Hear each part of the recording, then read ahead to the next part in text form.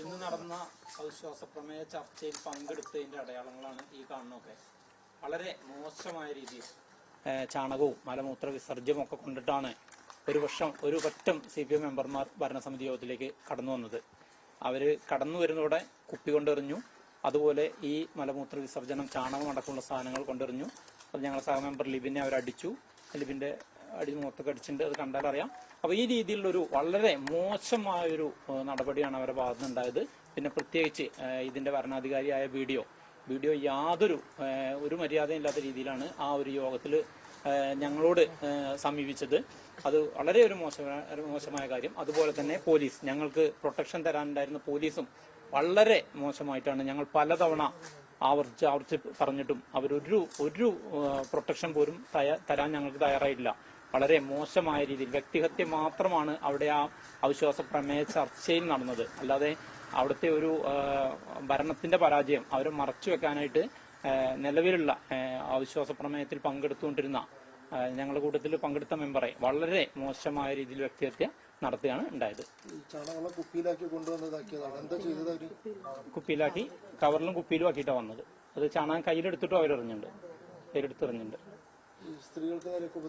സ്ത്രീകൾക്ക് നേരെ എല്ലാവർക്കും നേരെ ഉപദ്രവമുണ്ടായിട്ടുണ്ട്. ഹൈക്കോടതി സമീപിച്ച് പ്രൊട്ടക്ഷൻ ഒക്കെ വാങ്ങിയിരുന്നല്ലോ. ഹൈക്കോടതി സമീപിക്കുന്നുണ്ടോ ഇത്തരം സംഭവ സാഹചര്യത്തിൽ? ഇല്ല, ചില നിയമ നടപടികൾ സ്വീകരിക്കേണ്ടതായിട്ട് വരും. കാരണം മർദ്ദനത്തിനൊക്കെ ഞങ്ങൾ നിയമ നടപടി സ്വീകരിക്കും.